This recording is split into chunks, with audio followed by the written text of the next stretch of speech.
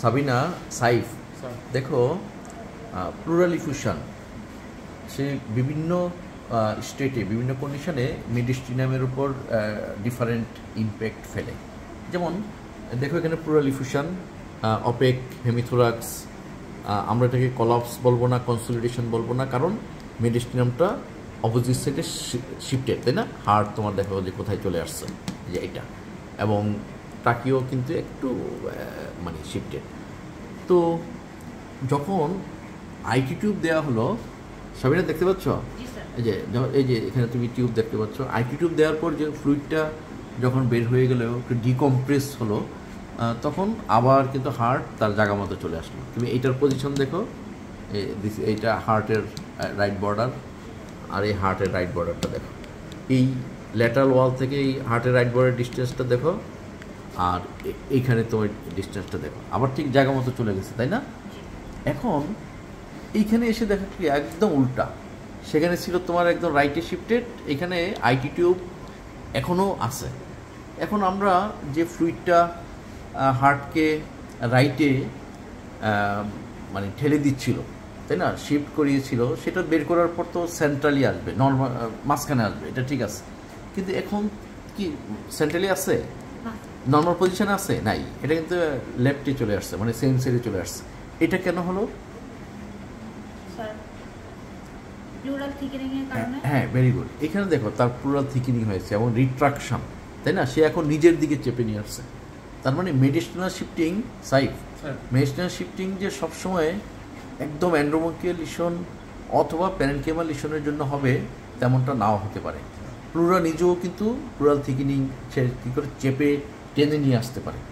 এখন দেখো সে এতটাই টান দিছে, এই যে শোল্ডার ড্রুপিং হয়ে গেছে, এইটার যে আপার লিমিট আর এটার আপার লিমিট কিন্তু এক না, কিন্তু এই যে দেখো নিচে নেমে আসছে। এবং এই পেশেন্টকে তুমি যখন ফিজিক্যালি এক্সামিন করবা, দেখবা যে তার শোল্ডার ড্রুপিং আছে অন দ্য লেফট সাইড, নিচের দিকে মনে হচ্ছে না?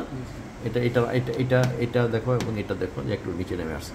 তার মানে সে তার স্কেলেটাল মাসল, বোন, হার্ট, এগুলি সবগুলি নিচের দিকে নিয়ে আসতেছে, মানে নিজের দিকে টেনে নিয়ে আসতেছে, একটা অভিকর্ষ বলের মতো আর কি। তো প্লুরাল ইফিউশন বা এম্পাইমার কমপ্লিকেশন যখন প্লুরাল থিকেনিং হয়, তখন সে একটা ফিজিকে নিজের দিকে টেনে নিয়ে আসতে পারে।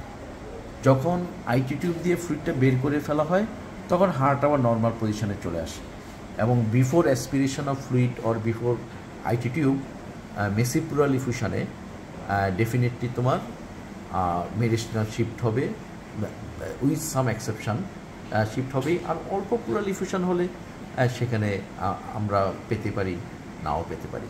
তারপর আমরা কি একটু সিটি স্ক্যানার দেখবো সাবিনা? এখন দেখো যে সিটি চেস্ট, আমরা কি দেখতে পাচ্ছি, এটা তোমার রিসেন্ট সিটি, তাই না?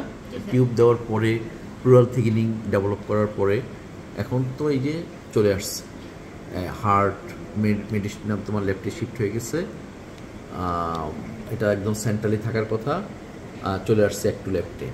আরেকটা স্ট্রাইকিং ফিচার দেখো, এই যে এটা চেস্ট, এটা তো স্টারনাম, তাই না? স্টারনাম, এটা তোমার রাইট চেস্ট, লেফট চেস্ট তোমার ডাউন, নিচের দিকে না, নিচের দিকে। তাহলে তুমি যখন এই পেশেন্টকে এক্সামিন করবা, ধরো শর্ট কেসি তোমাকে দেওয়া হয়, তুমি ইন্সপেকশন করে দেখবা যে লেফট চেস্টের মুভমেন্ট কম এবং লেফট চেস্টটা ডিপ্রেসড।